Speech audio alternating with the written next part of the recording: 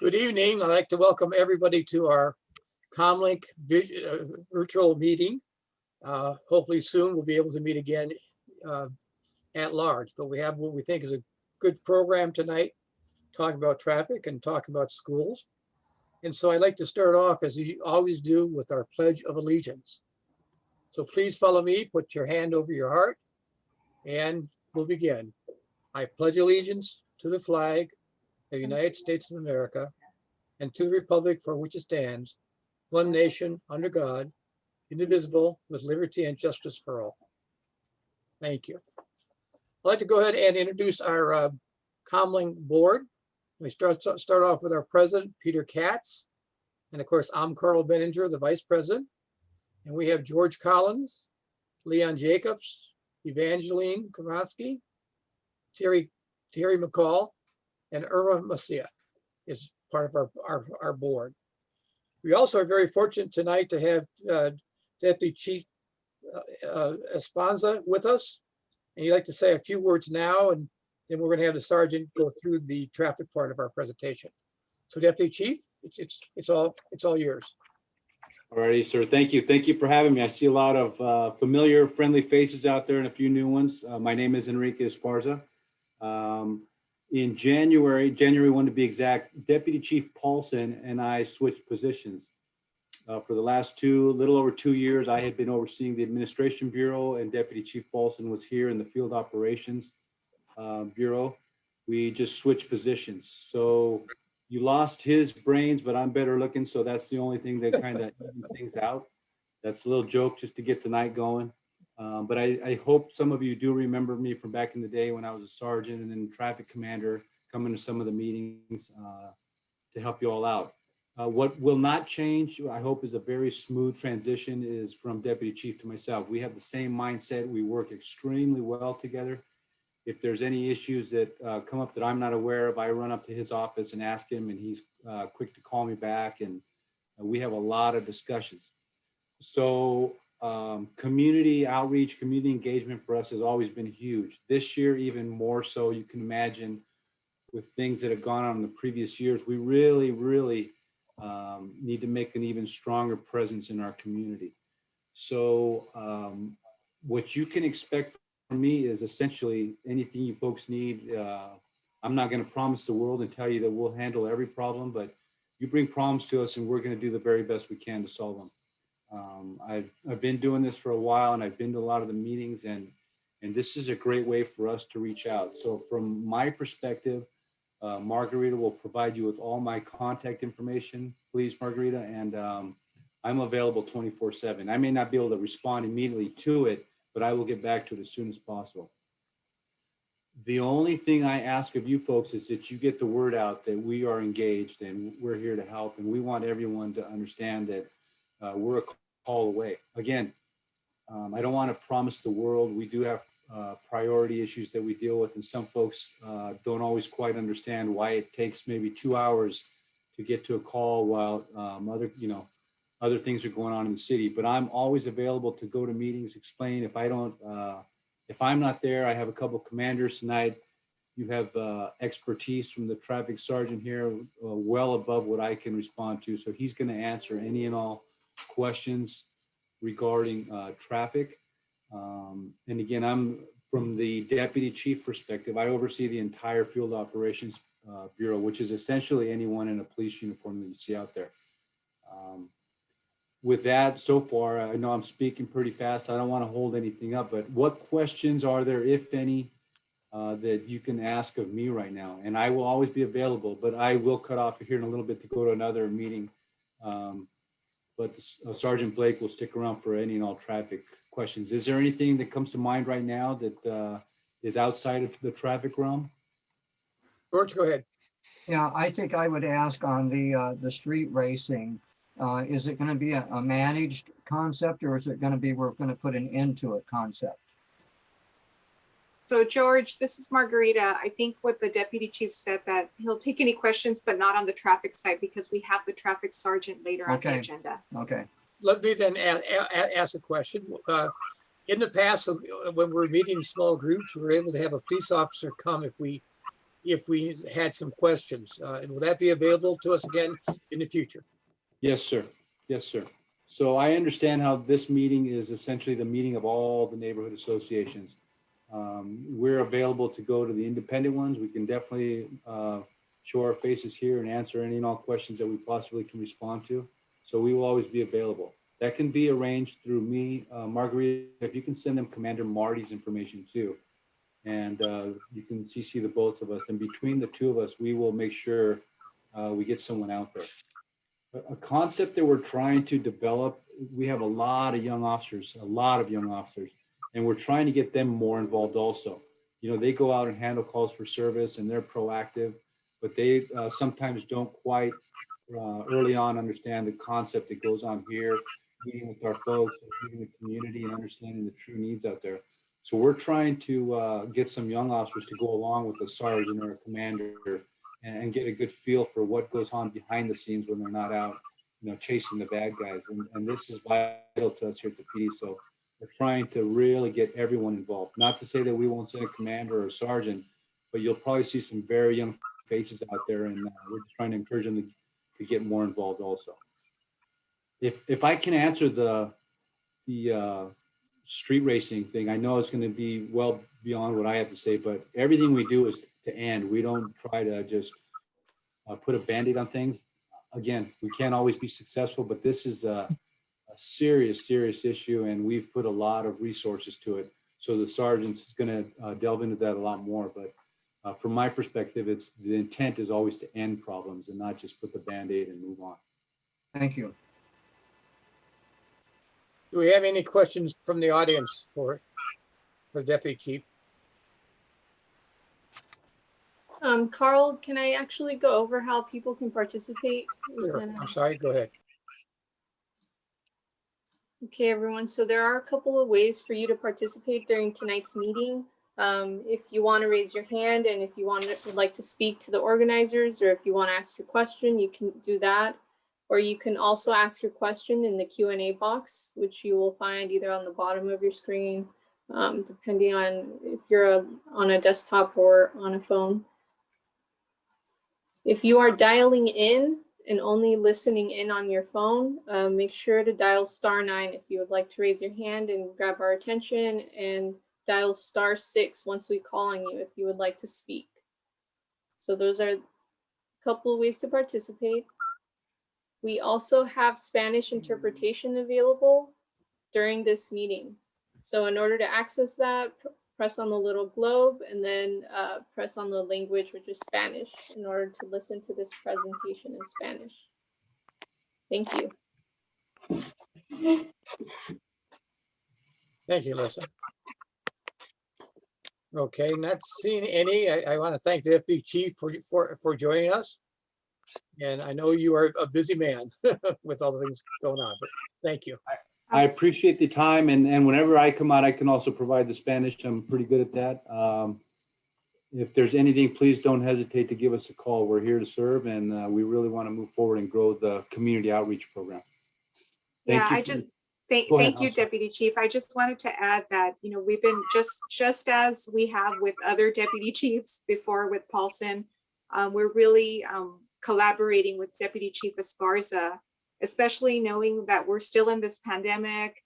We're not having in-person meetings, but Deputy Chief Esparza has been working with our office to make officers available at virtual neighborhood meetings. So that is definitely a great way to cement those relationships that our police department can have with the community. So thank you, Deputy Chief, for that commitment. Thank you. I appreciate the time. If there was any other questions, if not, I apologize for cutting out here. I'm going to go take care of a little small matter here. Thank you. Very good. All right. Good night, folks. Good night. Thank you. Okay, we Lisa, you Carl. Yes. Hi. Sorry again, Carl. I wanted to go before Lisa, if it's okay, because I know Lisa's still trying to. She was logged out and she had to log back in just to kind of get her presentation. So I'm going to go ahead. Hi, everyone. I'm Margarita Macedonio with Neighborhood Initiatives. And I just wanted to give a shout out to Alyssa Ventura, who's doing the back end of Zoom from our team, and Narcy Perez. Another shout out for Narcy for covering the Spanish interpretation. I just have a quick announcement. It's important because it has to do with our general plan update. So I'm going to share my screen shortly. So everyone take a deep breath and look at this beautiful view, clear skies of our city, right? So we have been working with the general plan lead under the leadership of our director, Min Tai, and our principal planner, Melanie McCann, to keep this effort, keep the momentum going when it comes to updating the city's general plan update. And so we've been provided with additional time to do some community outreach and engagement, specifically in the area of environmental justice. And so we've heard the term, general plan used a lot, but this is what it culminates into. It's a long-term policy planning guide just to help spell out some of the development, the physical development, quality of life, the sustainability of our community. And so, we're moving along with that process. And most recently, we have been having discussions with a roundtable of different neighborhood association representatives and different advocacy groups who are concerned about the quality of the environment that neighborhoods are in. And knowing that it's a requirement by the state of California that cities, when they are adopting their general plans or general plan update, that they incorporate an element or components of environmental justice. So we've been focusing those conversations around community outreach and what we can do to really to engage and to involve the communities that are designated as environmental justice areas. And that's defined by the state. There's different factors that go into that. So the majority of the environmental justice areas are in the southeast or central part of the city. However, we are going to be kicking off a timeline starting next month through the end of May, where we are going to host 10 neighborhood meetings around environmental justice. And some of that effort involves an opportunity to have a deeper discussion with the neighborhoods about what is their experience with environmental justice, but we also want to connect their experiences to a survey. We want to try to understand and document that. And so what we have here is a general timeline that we're working from, just to give you a sense of how this project will be moving along. And so this is what I wanted to share. So we are looking at having the first environmental justice community meeting with the Artesia Pilar and Flower Park neighborhood on March 30th. So we're just lining everything up, and we'll have subsequent meetings to follow. So that you will hear more about that. The last slide I wanted to share is, again, the resources, the information where you can find out more. There's a lot. There are videos, there are a lot of documents that show you what's in the pipeline.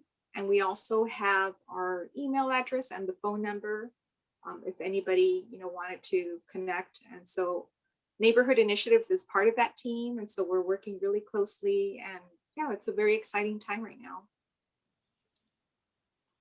That was my announcement. So that's it. Just how long have they been working on the general plan? It hasn't been updated in a long time, but the process began to be kicked off in late 2015, 2016, around that time. Good. Thank you, Carl. Okay, Let's thank see. All right, we now have Lisa with us. Yes, you do. You have me here. Thank you. You I'm look gonna marvelous. stop sharing really quick so Lisa can share. Okay. Lisa, tell us what's happening with schools. Oh, there's so much happening with schools right now. And let me just put it into present mode. I just want to say hi to everybody. I'm Lisa Solomon. I'm the principal at Madison Elementary School and the liaison for Santa Ana Unified School District. Thank you all for being here today with us. First thing I want to tell everybody is that we're already enrolling for we've been enrolling. We enroll the whole year for this school year, but we're already enrolling for the new school year. We're going to be sharing this PowerPoint with you. I sent Margarita the link. I don't know, Margarita, if you could put it in the chat, but we'll go ahead and send it out to everybody. You'll be able to click on the PowerPoint and go straight to the different links that you see here to enroll your students in kindergarten, or if they're coming from another city, enrolling them in our schools or in our preschools. Also, if you are interested in fundamental schools for kindergarten, you could contact the schools that you are interested in to see if they still have space available to be able to enroll in the fundamental schools as well. As you know, we've opened up our learning labs. Last time we spoke, we had closed them down for a bit of time. We had opened them up for like 4 weeks. Then the rates went really high. And then the recommendation for what was for us to close the labs because our rates are so high. And that's what the district is looking at as we're looking at how we're going to be reopening for this school year. So we've opened up 45 schools. We have about 1,610 students who are currently at the school site. They're working with after-school program staff. It's a safe place for the kids to connect with their teachers using our fast and reliable internet here at the school site, because a lot of the students, as we chose them, it was based on certain criteria. And one of the things was if they were having issues with connectivity. For the future, we're looking at opening up small learning cohorts of in-person instruction, following, of course, all the safety guidelines, making sure we're following the recommendations of the Orange County Healthcare Agency. Of course, it's going to be limited capacity, and we're hoping to do that with the small learning cohorts before we are able to reopen. We do not have a set date, and I'm being honest with you. We do not have a set date. That's something that our superintendent and our board is working on to see if we will be able to reopen and when, and do it in a way that's safe, where we really are monitoring those rates. Every week we get a newsletter and we're told of the rates in the specific areas. Another thing that we've been working on is vaccinations for the community. Schools are now the hub of the community. So you're able to call not only Latino Health Access, which is the number that you see on the screen. You can call any of your school sites that are in the neighborhood. We're registering people and helping people to register that are 65 and older. I think in one weekend, they did about 700 people from our community here in Santa Ana. It was grandparents, family members of our students. And we were able to get everybody registered, and then the sites opened up at Valley High School, and currently they're having also VIA, and they're looking at starting an educator pod once that opens up more next week, I think at Godinez Fundamental High School. So if anybody has any questions about appointments, you guys know that you can always call Madison Elementary School. We'll get you on a list. English, Spanish, we will do our best to get you registered to help get you an appointment. We're still registering 65 and older, as I said, so please let your neighbors know, let the community know that they can reach out to their schools. We made this an effort that we worked with Latino Health Access, we worked with the city. We want to make sure we get the word out so we get all of our residents who want to be vaccinated. So remember, if it's not just for if there's children at that school site, you can just call, like I said, call Madison if you'd like, and we will get you set up with an appointment. We also have just been developing additional partnerships and additional support for the community, as well as for our children and our families. There's vaccine support now, registration, and we've opened up the vaccine sites. We have mental health support that's available as well, and we have the mental health number up here on the screen. We've also been partnering with different organizations to provide food resources. As you know, we're offering the lunch program, and starting this week, the weekend of March 5th, we're also going to be giving lunches for the weekend and meals for any child 1 to 18. So you just have to come by the school, you get a community card if your child isn't in school, and then you're able to come and pick up their meals for the weekend. So we've also partnered with Power of One. We've partnered with the Seva Collective. I think that's how you pronounce it. And they're working out of Via, and they bring fresh produce, bread, milks, cheeses. It's a drive up. You just drive up, they load the food in your car, and you drive right out. And they've been doing that for the past 4 weeks here at Via Fundamental. And then also we still have sites that are being used for COVID testing, and you can see the flyers right here. If anyone needs COVID testing, every Tuesday it's at Santa Ana High School, and every Thursday it's at Saddleback High School. And we're partnering. There's so many more. I couldn't list everybody, you guys. Latino Health Access, Serve the People, City of Santa Ana, Seva Collective, and many more to try to serve our community. Our job is educating children, but even beyond that, our job is to keep our community informed, and knowing that people trust the schools and we are the hub of the community, we wanted to make sure that we are serving the community. Lisa, I'd like to add to that, talking to all my fellow citizens, please don't be scared of getting a vaccination. The only way we're going to get out of this is to reach the herd immunity. And I have a younger brother in Michigan that doesn't want to, thinks it's his right not to take a shot.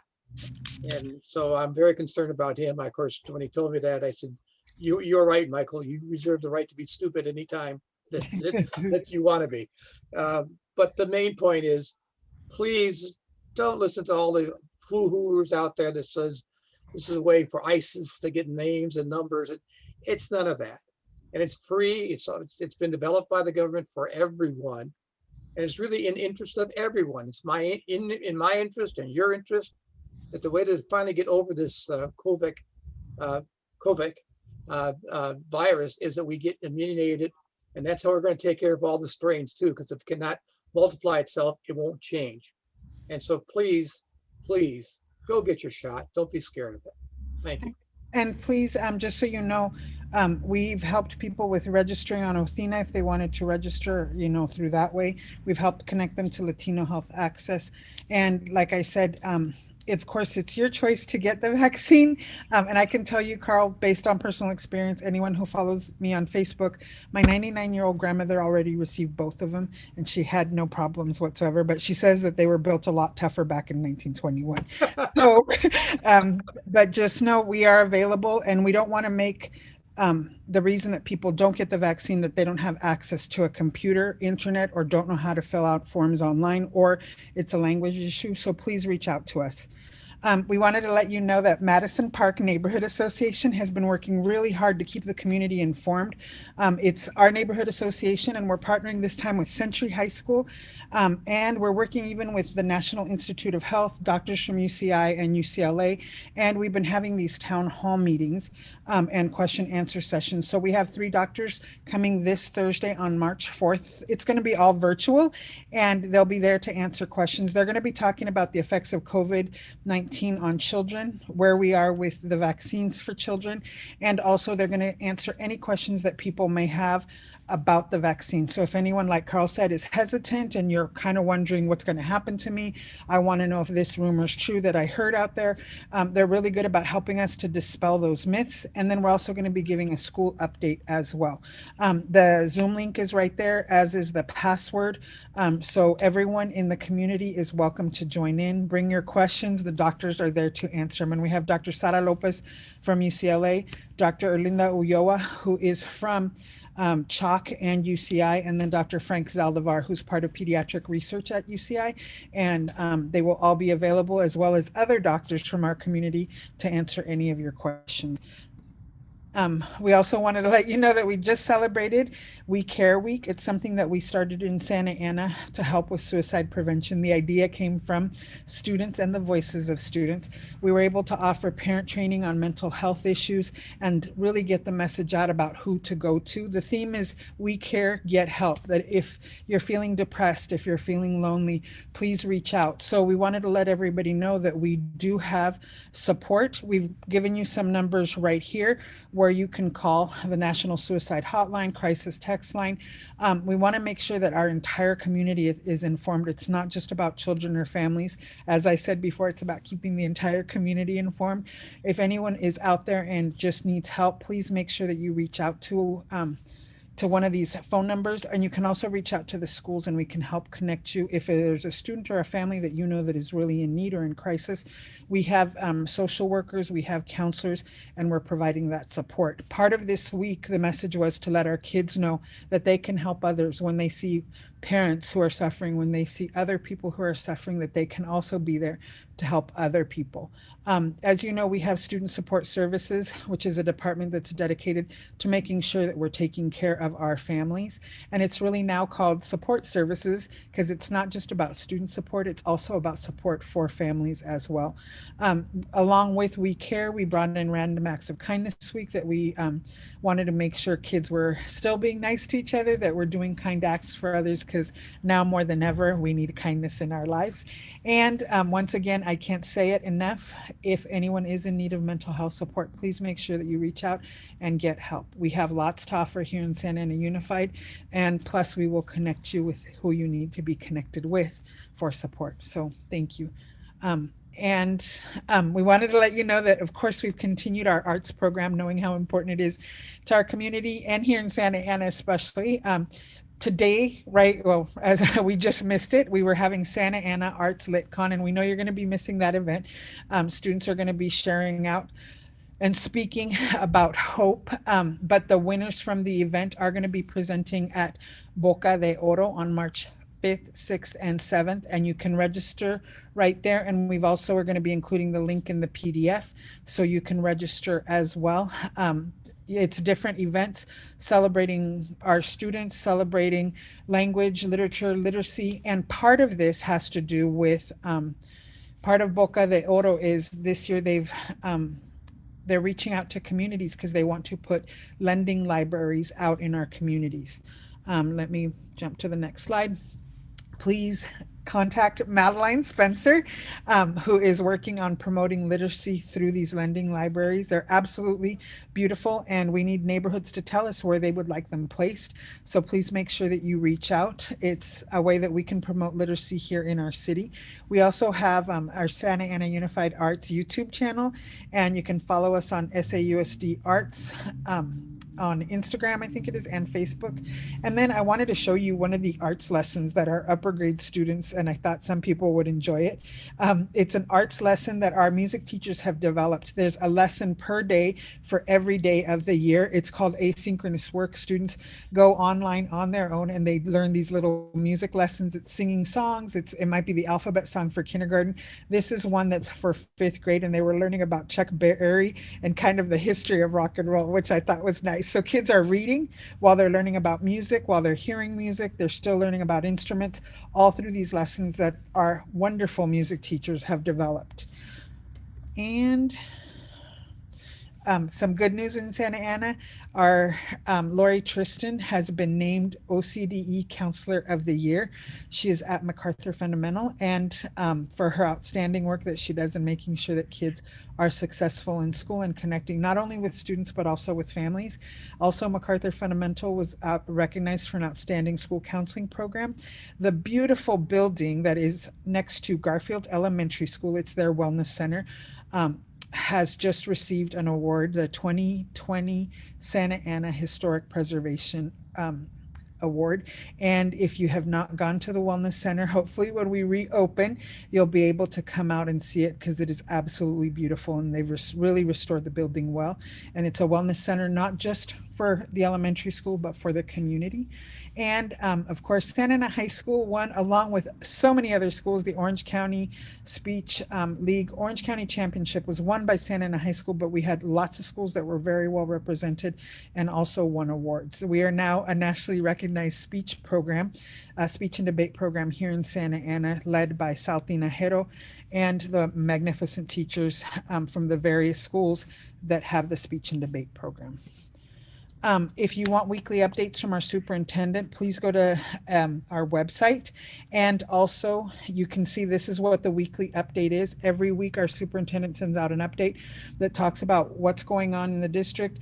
He also includes any news like which learning labs are going to be opening up or where we are in the process of reopening. And he also includes rates, COVID rates by zip code as well, to make sure that our community is informed, because a lot of the decisions are based off of the COVID rates and what we can do to really keep our children safe. Upcoming dates, parent conferences next week for elementary school. If you'd like, you could go to the Santa Ana School website and you'll see the yearly calendar. We also have March 5th, 6th, and 7th, Boca de Oro, and April 5th through 9th, our spring break. Remember to follow us on every type of social media, Santa Ana Unified or Santa Ana USD, through Instagram, through Facebook. Keep updated on all the wonderful things that are happening in our schools and how we're staying connected with our kids. Does anybody have any questions? I just have one, Lisa, going back to opening the schools. Governor's putting pressure. I'm sure his parents are. The school board looking very hard at it. What would you think timing we're looking at? I cannot tell you timing because they have not like set a date. I know that all the schools, we have been like this entire time like in process. If you come to Madison Elementary School, we've been setting up like, you know, the space markers. We've been setting up plexiglass around the desks. On each and every desk, we've been having to move furniture out to ensure that when we do come back, we'll have 6 feet spacing. We've all been preparing as if like we could open next week, Carl, but it's not, we don't have a date. We really, honestly, we've been guided by the rates in Santa Ana, and while they've drastically dropped, I think we're waiting to see when. Also, we work with the county because our superintendent and cabinet has been meeting with Dr. Chow to say like, is it time? Because even our learning labs, not everyone was able to open, Carl, because they hadn't been open prior, because our rates are still considered so high in Santa Ana specifically. So as soon as we're allowed, then we're able to open the rest of the learning labs, because there's still some schools, as you can tell, that haven't opened yet for learning labs. Then we're hoping to move into the small learning cohorts, which will hopefully lead to whether it's hybrid or whatever instructional model we're going to follow, then we'll be able to come back into school. But I wish I could give you a date. I can't. I don't have one. And the board, they've been discussing it. I know that they've been talking about it. They just haven't given us a date. It's about the safety. It's a very hot issue. I think I have my own opinions. I only point to some of the schools that are open in Orange County, private ones that seem to have gotten it done right without major problems and things of that nature. So yes, and just so you know, Carl, like Madison, we've been part of a study with schools that have opened up, like the private schools that you're talking about, and yeah, maybe with the right safety precautions, you know, it's definitely a possibility, but there's lots of pieces that need to be in place. And like I said, it's always going to be safety first, because when you're looking at schools, you're not just looking at keeping kids safe or teachers safe, you're also looking at keeping everyone at home safe as well. true. Yeah. You do have on our questions from Ryan Smoller, asking folks to sign up for the Boca de Oro on March 5th and 7th. Yes, and I just put in the link to the PDF of, you can download the PDF from this link, and you could just go in and you can click and you'll be able to register for Boca de Oro. It's an amazing event, and just to see what our students can do and what our teachers are doing and working on, it's unbelievable. Like I'm very proud to say that I work in Santa Ana Unified and that we've been able to maintain so many kids connected, and that we've been able to also maintain these wonderful programs and still continue to support the arts. Thank you, Lisa, on it. Thank you. Did have a lot to tell us, so I appreciate it. I did today, so yeah, thank you. Carl? Yes. Carl, this is Margarita. So I wanted just to read a couple of questions that we got just prior to Lisa's presentation. So Ryan Smolar from Downtown Eague was inquiring whether neighborhoods around the Civic Center are considered candidates for economic justice. So we have about 5 or 6 of the neighborhoods near the downtown, including downtown, that would be part of the environmental justice effort that we're doing. But when he mentioned economic justice, what we did was provide him to the link to our draft economic prosperity element. And so that there is time, obviously, to review all of the draft elements that are in the general plan to be able to look for, I think, what Ryan would like to see. So if it was, you know, a place-based strategy, or how we're going to invest in an economic strategy with those neighborhoods, that is where we would look at it. So I'm going to share that on the chat. So if there's anybody else who wants to look at not just the economic prosperity element, but some of the others, they can get it from that site. And yes, Lisa, thank you for sharing your link. I was able to share it earlier, but it's a great information, very colorful, easy to follow. Thank you. Okay. Madeline Spencer is joining us tonight, and she has something she would like to tell us. And so, Madeline, let's get yourself unmuted. Hi, I'm Madeline Spencer, and Margarita, I wanted to ask, Ryan Smoller is on here, and can you share the screen with him, because he's going to pull up the item. Go ahead and make him a co-host, Alyssa. That way they could do their presentation. I'm Madeline Spencer, and I am an executive director for the Santa Ana Business Council, which is a booster group similar to a chamber of commerce in the downtown district. And we work with about 796 businesses in downtown Santa Ana. In 2017, we started a literary arts and visual and performing arts festival, which Lisa Solomon was so kind to have shared some of the points of it. It's called Boca de Oro, which is Mouth of Gold Festival. And we have this year some amazing keynote speakers. One of them, which Ryan is sharing the screen now, so he's going to show you some of what has happened. So in the very, very first year of this festival, we had over 2,500 students performing in all of their different areas. We had over 100 authors that came out, and people from universities and from local authors and authors. We're uncovering more and more and more authors that are even throughout this community, which is very exciting. And this year we've had to do something that we've never done, which is we had to go digital because of COVID. But it's also allowed us to bring in people in a different way. And one of the ways that we brought in an amazing speaker who has a regional and national appeal. He was the White House photographer for both the Reagan administration and the Obama administration. And he's going to be doing a keynote presentation that's called Eyewitness to History. And that should be very exciting. And he's going to be coming in on Saturday. So this is a 3-day event. Usually it's 1, but we've made it 3 to be able to spread this content over 3 days. So anyone in this community can register for free. There's over 109 presenters, and there's over 156 presentations, which you can see all of these different people. One of the things that's coming is that we're going to have, right after that keynote speaks, we're going to have the mayor, folks, the Mexican consulate, a school district leader, a Native American leader, and Atabrasenio, from regional leader, all come in, and they're going to actually talk about learning from history and building for the future. This is the kind of dialogue that you don't often get to hear our leaders talk about, so it's really exciting.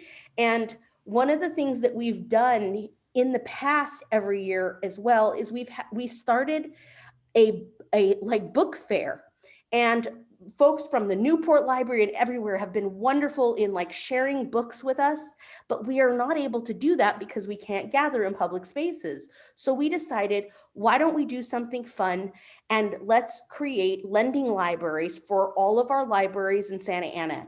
And fortunately, because our students are not in school, our theater, the guys in the school who usually build the theater sets, they said, look, we don't have anything to do. We'll build them for you.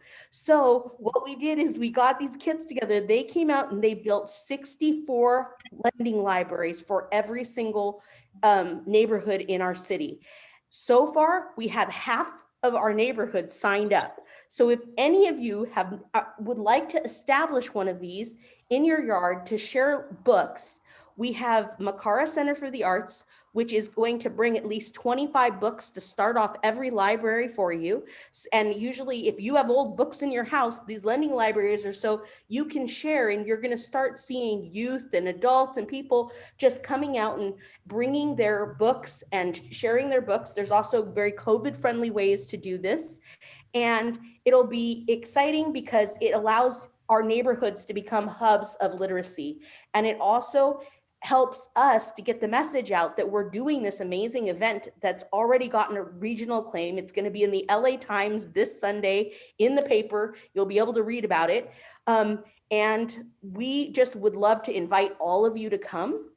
We'd love there's something for everyone. If you love cozy mysteries, there's cozy mystery writers that are a group that are going to be talking about that. If you love dance, you're going to be able to see people perform dance, and you're going to get in touch with this community, because a lot of folks in the community have been able to do this from home and to create all of the things that you're going to be seeing. So, and then we have folks that are national, like our keynote speaker and Mark Bamuthi, who's also been in Carnegie Hall and all over. So we have so many exciting things. And I really wanted to say thank you to all 30 of the folks that have already signed up from the Logan to, I mean, we have a lot of neighborhoods, but we're missing some.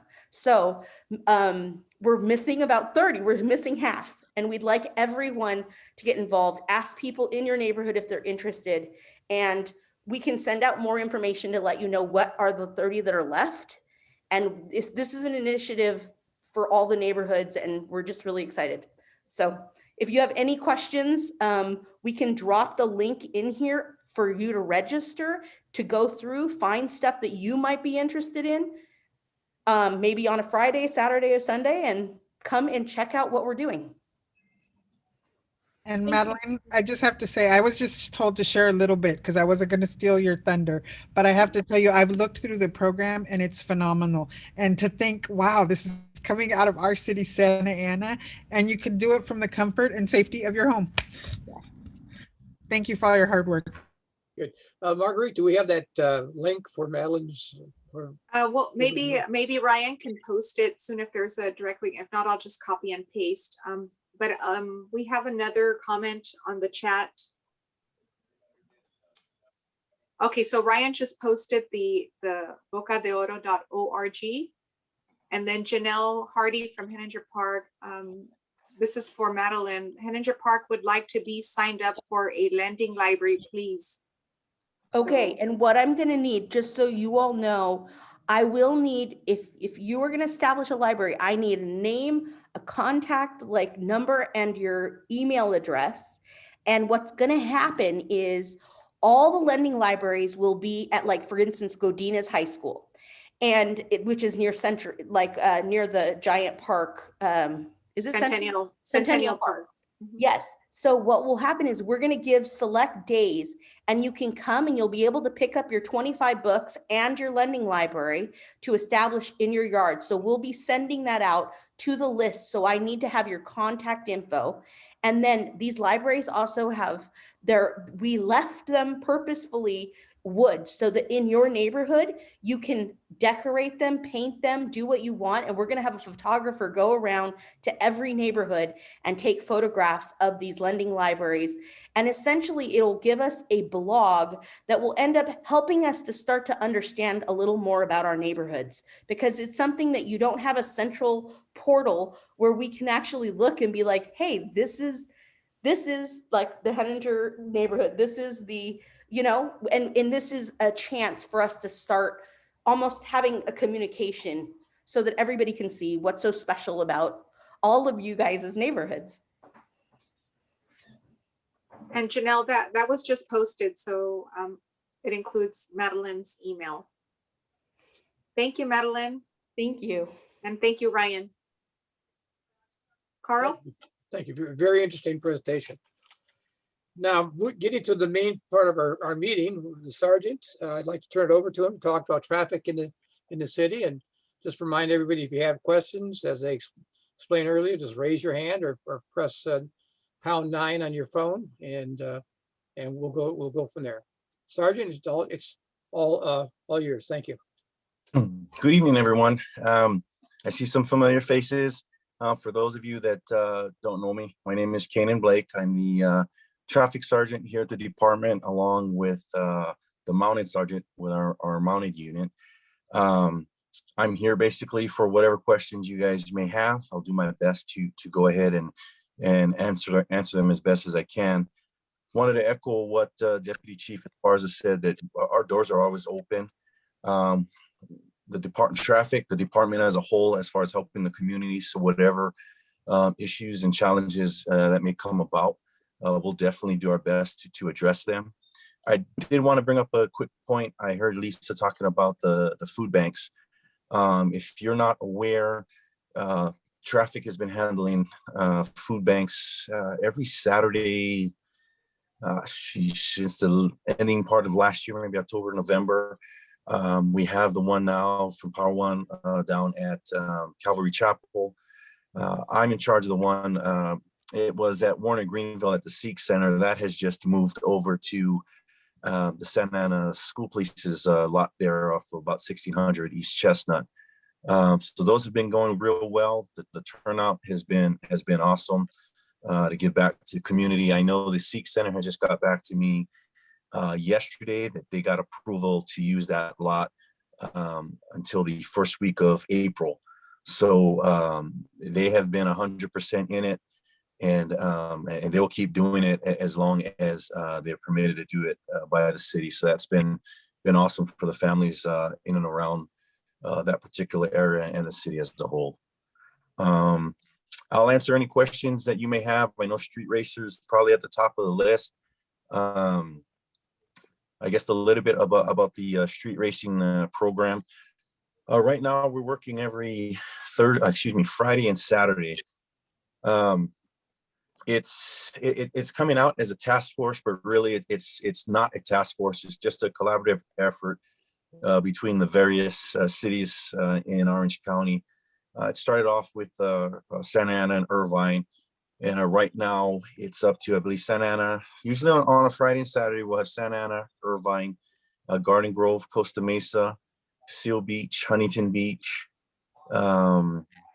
Recently, it's the CHP has joined on Saturdays, and the Sheriff's Department, oddly enough, has joined about 2 weeks ago when South Orange County had got, for lack of better terms, destroyed on a Friday and Saturday night, and they decided to join in the efforts.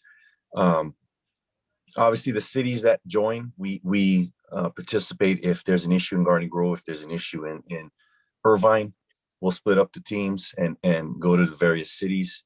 Those particular nights in South County, when our Sheriff's Department was not part of it, we did not respond down. The following week, when they joined in, the street racers went back down there and were quickly dealt with numerous arrests and impounds.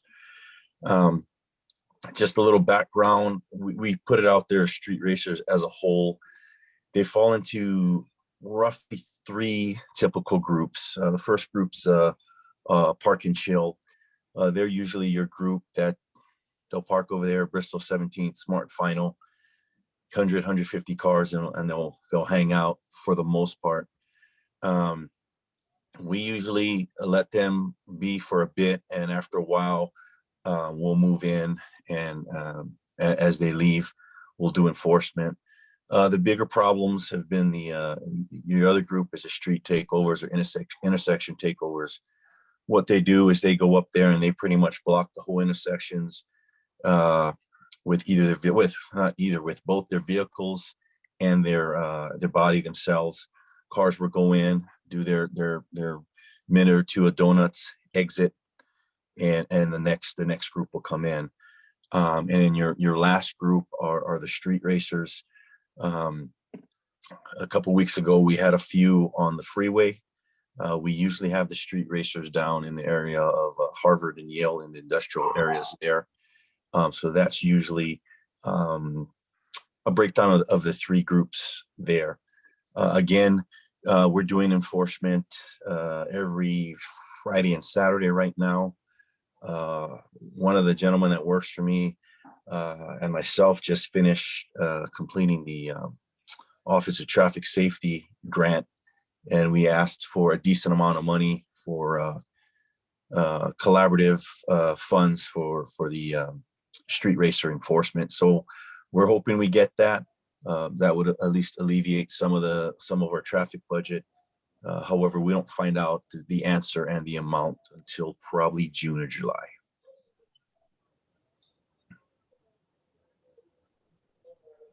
George, I think you had a question for the sergeant earlier.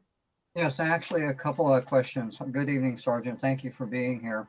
On the street racing, I'm down in South Coast Metro area by Segerstrom High School, and we generally hear it from about midnight to 2 or 3 in the morning.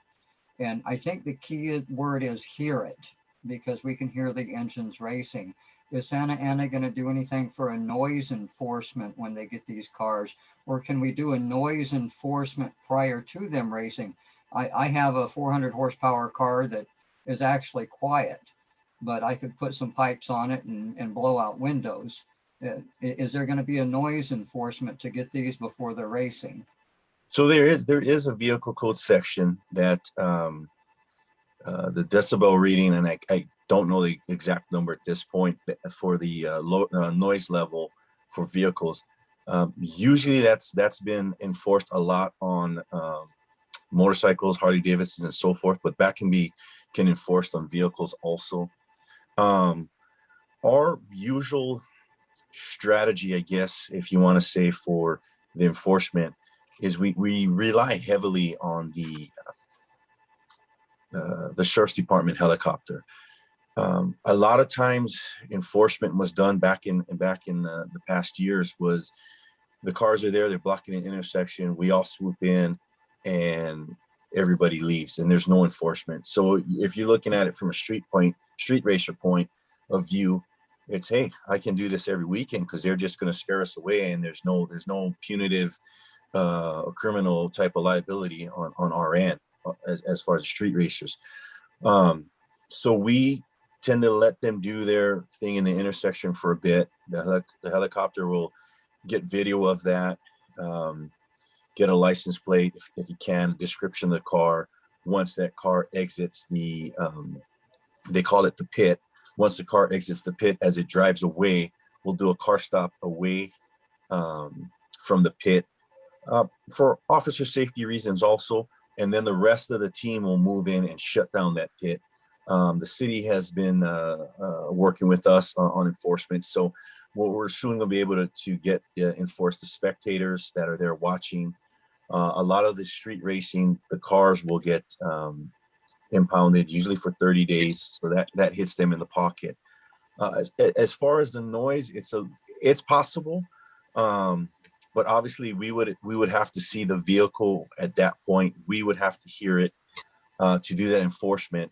And that would not be an issue. But usually when we can hear the noise and visually see that car, there's bigger violations that we end up going after at that point.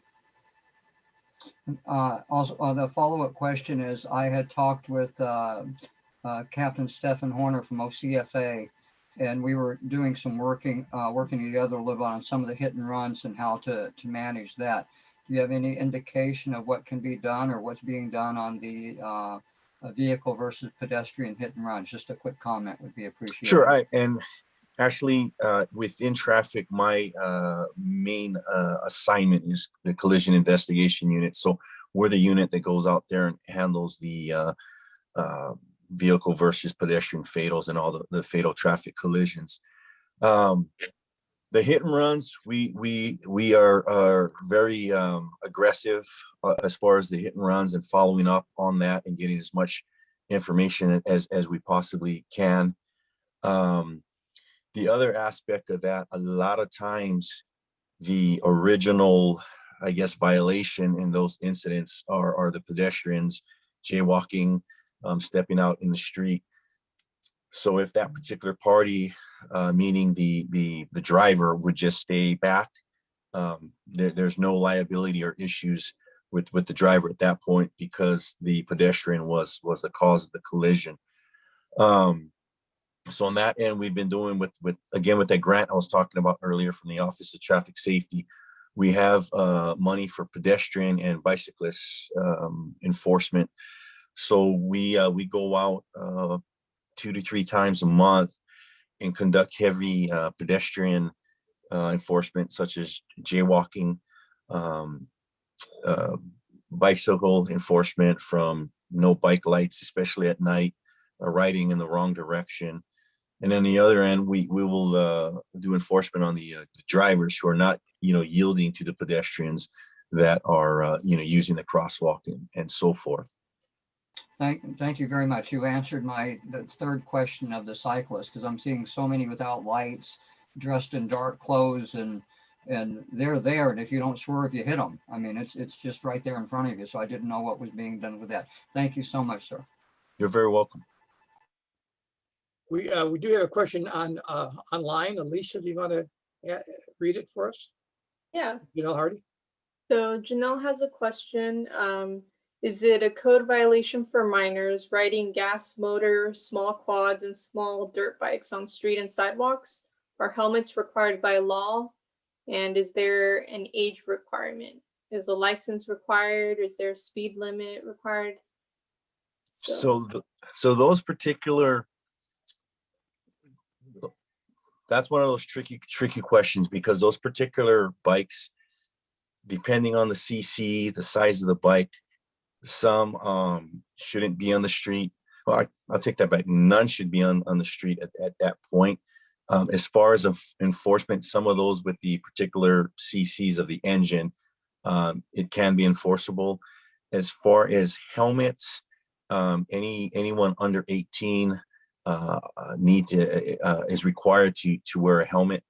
As far as bicycles, now the quads and the ATVs at that point, those can be impounded. A lot of times we do get numerous calls on that, and when we get there, they go straight in their driveway, and we end up talking to parents and trying to do more of the education standpoint as far as from a traffic perspective, especially with the depending on the age of the child. It's going to come down to the parent and just educating the family as a whole to avoid that issue coming about. But if you guys do have that going on in the community, in your residential tract, just feel free to give us a call. Do understand, depending on the time of day, our response time could be immediate, or it may take a bit, again, depending on the time of the day and if it's a Friday or Saturday evening. Okay, thank you. I don't know if Peter has a question, or Terry. Okay. Do we have any more questions of the sergeant out there? Irma has a question. Irma, go ahead, please. You got to unmute yourself. Better? Yes, there we go. Okay. My question is that the roundabouts that they put in the neighborhoods, there is some that are without no four-way stop, and still have a lot of issues with people not following the yield right to other people. So we've been close to a lot of accidents on Shelton, it's on Cabin, not Cabin, it's Highland, Richland, and Bishop, which I really appreciate if they can give us some information to share with the neighbors and the residents about it, because they have questions. They are saying that these are not working, and I personally can tell you that they're not working, because a couple of times on purpose I drive to find out, especially in the hours of the morning and in the afternoon when the traffic is really heavy, and they don't stop at all. If they can remove them, to at least to put the four-way stop signs, that will alleviate a lot of some of the problems by people responding a little bit more, be more careful, because at this moment, people don't stop if they don't see a sign of a stop right there. They don't follow the runabout, yield the first person arriving there. So how can you help us in the neighborhoods? This is an issue. Yeah, some of those roundabouts, there's certain directions that there is no stopping. There are certain directions that have the yield. Some have the stop sign. As far as a traffic standpoint, what we can do is, if you can give me an idea of the particular hours that's going on, I can get officers down there to monitor the location for people not stopping, or the accidents or near accidents. The roundabouts itself that comes from the city, that doesn't come to the police department, that was from the city. It's designed to have traffic flow easier, but Yeah. by the smile on your face, I can tell that it's not working. So we can, I get it, I see it. I every time when I'm on the motorcycle and I go through there, it's a piece of cake, but I feel bad for the waste management truck that has to go through there, or it's just a tight squeeze. And I see people confused all the time there. I mean, our best bet to answer your question is to get my officers down there, have them monitor, not so much, maybe, say we go out there and we put it up for a month plan and going out there a couple of days a week. My instruction to them would be, go out and let's not work so much in enforcement, but let's just educate. We'll pull them over, let them know, hey, you need to stop here, or just explain it a little better. After a few weeks of that education aspect, then we can move over to the enforcement if that would need be. A lot of times when we get requests to go out and do enforcements in the neighborhoods, honestly, it's just the presence there. If we get called for people running a stop sign at a certain location, honestly, if I pull you over and I just ask you what you had for lunch, nobody else in the neighborhood realizes that we're just having a conversation. All they see is my blue lights and, hey, we better pay attention when we're driving down here because the police are out. So it's more of our presence that kind of wakes up the drivers. So is there a particular time that this is this more of the afternoon traffic, the morning traffic? Morning and afternoon. We're lucky that they have no school session at this moment, but I believe in this neighborhood, in this area for 36 years. And after, when they put this roundabouts, I thought there was going to be just like an experiment, but they place them permanently. So it is an issue. And I think that instead of using the funds for the police department, it will be the traffic department to put the stop signs, and we'll go from there. Because as it is, unfortunately, I know the efforts that the city has placed doing this is not working for some of our neighborhoods. Especially, I live in the central part of Santa Ana, and it is not like, I need to help these residents. And especially because they have been incidents where the other drivers are very aggressive, very vocal and violent. And by the time you call the police department or let them know, it's way too late. And I think at this moment, for me personally, putting the four-way stop signs will alleviate at least part of the problem. And then we'll go from there. Okay, what I can do is, in the meantime, I'll have the officers, at least ride through there and patrol through there during the morning rush hour and the afternoon rush hour, so they can at least have our presence there, and they can get an idea for themselves of what's going on in the meantime until we get the city side of it taken care of. Sure, greatly appreciate it. No problem. Thank you very much and welcome. You're very welcome. Thank you. There's a question. Officer, I have a question. Sure. In light of the Tiger Woods accident in Los Angeles, they had 16 accidents on that street. And although the police know that it's a dangerous problem, how do you communicate with the rest of the city to fix the problem? Do we have such spots in the city where we have?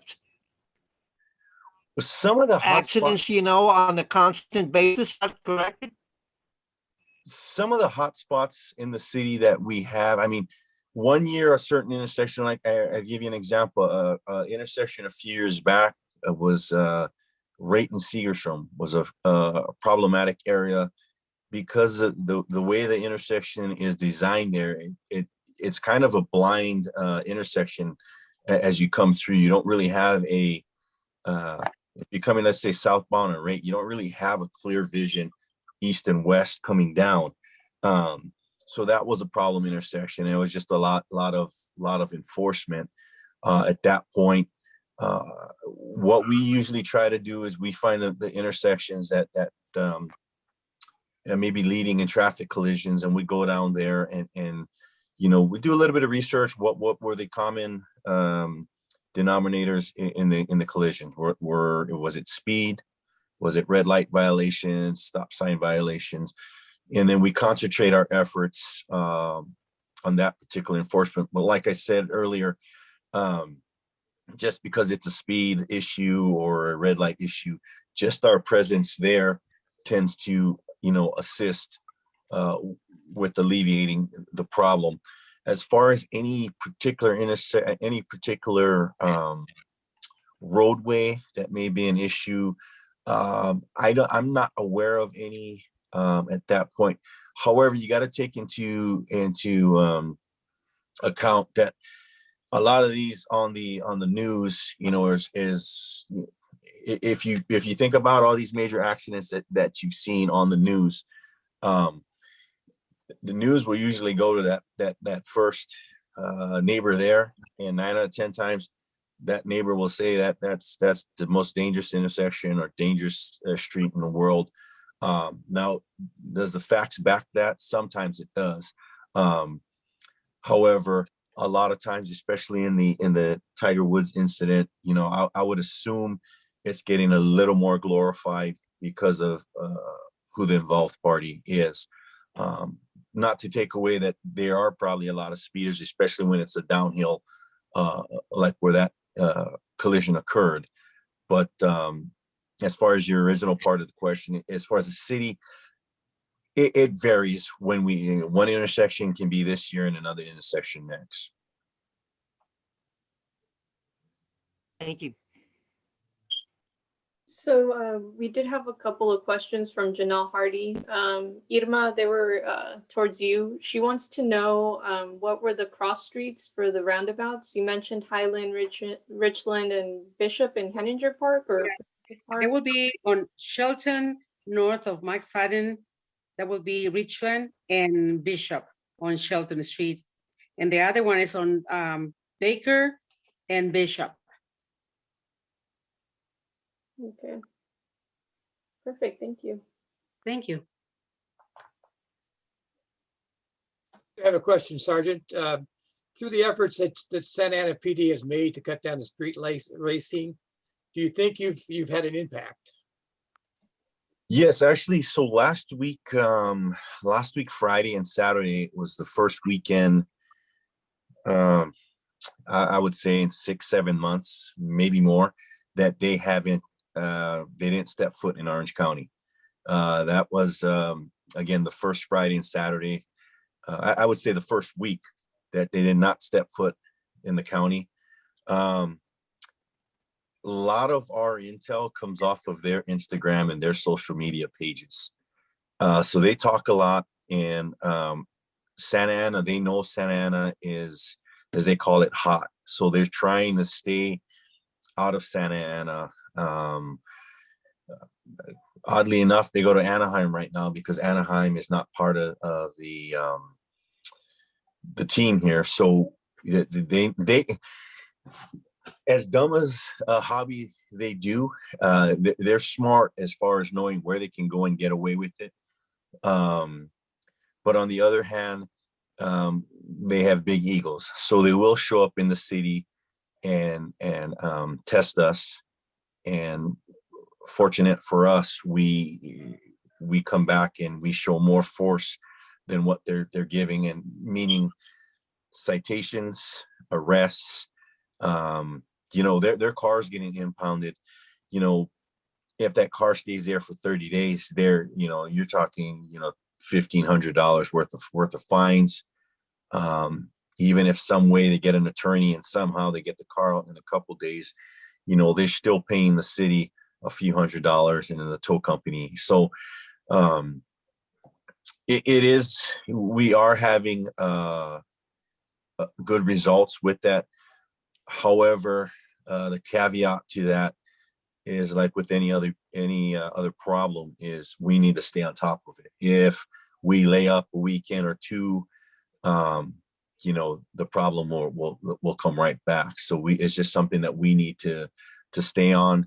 The other agencies that we are working with are in it also. So I mean, there's granted some of the agencies will come on Fridays, some will only come on Saturdays. We've been fortunate that we've been able to be there both days. So we all meet up, all the agencies meet up at our department, and then we branch out from there, knowing that a lot of times if it does happen in Orange County, you know, our city tends to be the landing spot. But because of our enforcement, they're staying on the outskirts, Garden Grove, Irvine, and like I said, the last few weeks they headed down to South Orange County because, you know, they had 1 or 2 deputies to try and address the issue, and just from number wise, that's not going to work, and officer safety wise, it's not, and the street racers know it. So you can sit there with your lights and sirens on, they won't leave. I mean, they're it's that bad where they'll step in front of the police units, they'll step in front of my officers on motorcycles. So in the last few months, we've stopped going out on the motorcycles to do enforcement because of that. They'll sacrifice their bodies. And for me, I don't want any of my guys on the motorcycle hitting any person, because they're going to go down and get injured themselves. So we usually go out in 2-man units and we address the issue as need be. Gotcha. Also, we're less than 5 weeks away from Easter Sunday, and that's usually a big day for cruising down Bristol. Are you preparing for that? Yes, I just advised my whole unit was hoping I didn't say those magic words, and I said the magic words of mandatory Easter. We're all working. So the plan is we're in the infancy stages, getting that planned. We will be out there based on the intel is whether we are going to put out the barricades and shut down Bristol as we've had in the past. The last few years, it has been a little slower. However, because of street racing picking up, everybody going stir crazy, sitting in the house because of COVID, I'd rather prepare for the worst and have what I need than not have enough. So yes, we will be out there. It's just a matter of how much of a manpower will be out there that night. Understand. Evangeline, did you have something? I have a question. Thank you, Carl. Sorry, did you say Sergeant Esparza? Have I got the right rank? No, that was Deputy Chief Enrique Esparza. I'm Sergeant Blake. Oh, I'm beg your pardon. Okay, Sergeant Blake. No worries. I want to ask you about the mufflers. Are you doing or still doing anything about the loud mufflers on the cars and the trucks that these guys have? They make as much noise as the racing does. Yeah, like I mentioned earlier, if it's part of the street racing itself, then we are enforcing more of the I guess greater violations. With the street racers, I give you an example. The loud exhaust would be an infraction. If that's all we got, then we'll take that, because when we're doing the enforcement at night with the street racers, it's a no tolerance enforcement. So if loud exhaust is all we got, we'll take it. But most of those street racers, we got them for reckless driving, street racing, which is an arrestable misdemeanor. So we usually go ahead. It's a cite and release, but we take them into the jail, have them booked and processed there, or recite and release them at the scene. And then, like I said, we'll impound their cars. But as far as the exhaust, yes, it's still done regardless if it's street racing or just everyday enforcement. And I get it. It's loud and obnoxious. But yeah, they're terrible, especially if you're driving along, minding your own business on the street, and one comes, sailing by you on the side. It scares the living daylights out of you. So they are still illegal, I'm assuming, correct? Yes, yes. Okay. Now let me give you an example. If you were driving down the street nonchalantly, and some fella comes by you, I say some car, some truck comes by you with these loud mufflers, would you go after him and stop him, or would you just say, oh well? What would you do? No, it's for me. It's a misdemeanor. So with those cars that you just described, there's usually a multitude of infractions on that vehicle. Just because you roll down your window because it's tinted, it doesn't mean I can't have you roll it up to see that it's tinted. So yes, that's a great traffic stop on that note, because of the fact with the loud mufflers. And I can pretty much guarantee you there's going to be multiple violations with that particular vehicle. But you would stop them then, correct? Yes. Okay, that's good. All right. They bother me too, those mufflers. Okay, thank you. You're welcome. George? Yeah, Sergeant, just one more question along Sure. this line here. Since I know some of these muscle cars and what they do with them, it isn't just a loud muffler. They can't possibly pass smog. What type of citation do you do? Because some of these guys will spend $3,000 or $4,000 where they can throw a switch and it goes back through the exhaust system and it's quiet, and they open the switch and it opens the pipes up and it's loud. Is it just a fix it, or is it a smog and a statewide citation for modification of the system and no longer meeting smog requirements? How far can you go? So first, for the most part, right off the bat, usually street racer night, cruiser nights, the correctable box doesn't exist. It's always going to be a no, because at that point you're being a nuisance, and we'll check the no box. We have a few officers that are certified in inspecting vehicles.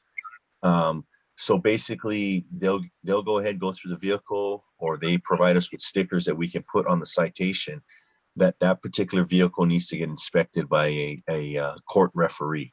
So for your example, if they want that ticket, for example, with all that modifications, if they go to the court referee, it's going to cost them that same $5,000 to fix that ticket. So half of the time they get rid of the car, because it needs to go back to its stock status. And so yes, that's a big tool in our toolbox as far as that, having them go to the state referee, because the amount to fix that offense, now you're in the thousands, and it has nothing to do with the ticket. It's to do with the modifications of your car that you need to get back to spec. Thank you, sir. You're very welcome. Okay. I don't see any more questions. And we are running late. We have one Irma? question from Irma. Go ahead, Irma. I just have a question for you. Last year, I was driving south on Bristol and Memory Lane, and they were doing the donuts right there. And there were a lot of kids, and I call it in, but it was over 100, if not more, kids right there. How dangerous that is, the velocity of when they make these turns, it is just a matter of someone missing a second of that turn, and you will have a lot of people dying right there. They stopped me when I got to that part. A kid asked me if I have to cross that street, I have to make the donut. I said, I'm not gonna do it, right? So he raised his hand and allowed me to go to the other side. But that's just to let people know how dangerous these kids are.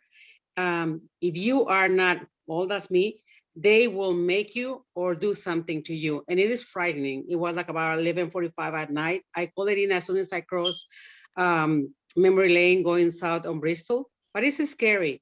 It is very, for me that I've been out very late. Unfortunately, it is scary. Not for me, but all these young kids that in a matter of seconds, something bad can happen.